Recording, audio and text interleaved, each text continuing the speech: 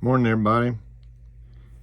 I want to start this morning a little ahead of myself. I wanted to try to start from from the beginning aspect of it, but I hear it too much, and it's something. I just made another reply, or I got another comment to read John 1 again. It makes clear it says God. Well, it does not say God. Okay, but anyway, I want to come on and show you this is what Jesus taught. Okay, this is what Jesus taught, and he taught this to the disciples. Okay, and from their teaching, they changed it. All right, because this is what Jesus said.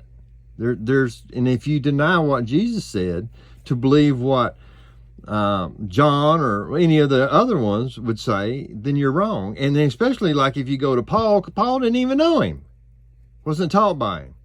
Okay, you're being deceived. And I want you to understand how easy it is to understand how clear it is what Jesus said. This is what Jesus says. This is not what man said. This is what Jesus said. Oh, and one more thing. You will find it constantly written that it is stated that I am, or it is written, okay? This does not have anything to do with being God himself, all right? I am a child of God. You see how it is? That did not mean that I am God. I am a child of God. All right, but anyway, I don't want to get off track here.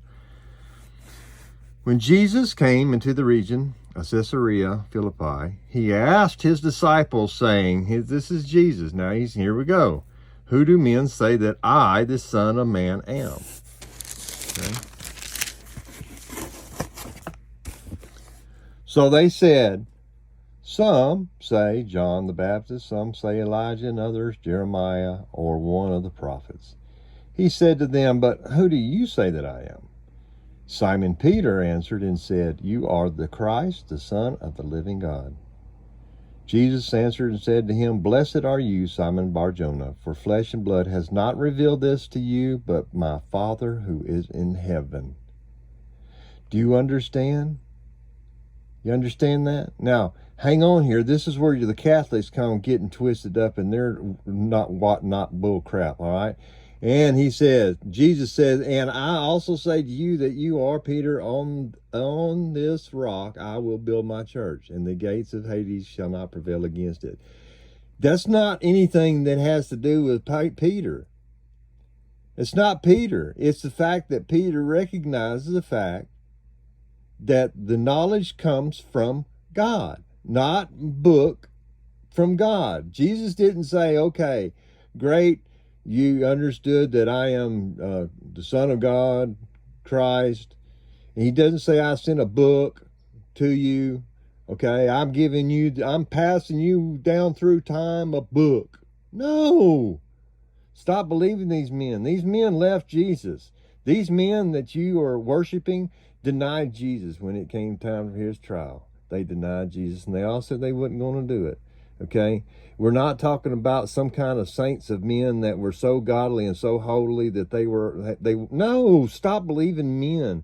Believe the words of Christ himself. And when Jesus says that what it is, and he makes it clear that he is Jesus Christ, the Son, and we must go through him to get to the Father. And you want to start tying in, well, they're one of the same, they have each. Stop it. Don't stop believing these men. All you got to do is believe what Jesus said. Talk to Jesus, go to him, and go from there. Pray about it. You're not going to hear no answer today, tomorrow, next week. You may or may not, depend upon your actual relationship. But if you are practicing your faith that Jesus is God, then God has not heard you one time. That is not to be mean or cruel. That is to say a real fact that the world is out here to deceive you, to draw you away from Christ.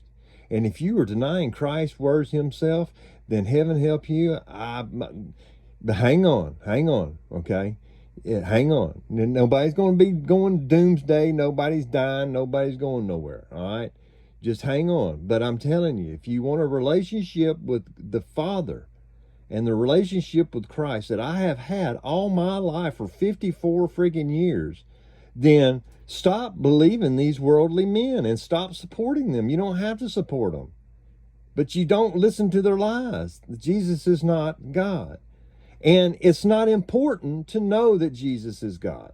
That there's nowhere in there that you're going to find that Jesus says you must admit that no, he said you must confess that he had died for us, was buried, was raised again, okay? And then he went to heaven to build us a place. That's what our faith is in. We don't put our faith in men. Okay? All right. I don't know where I'm at. I don't want to get too far. I'm trying to get this. I could talk all day on this. But anyway, peace out. Y'all be good. Have any questions? You know where to find me.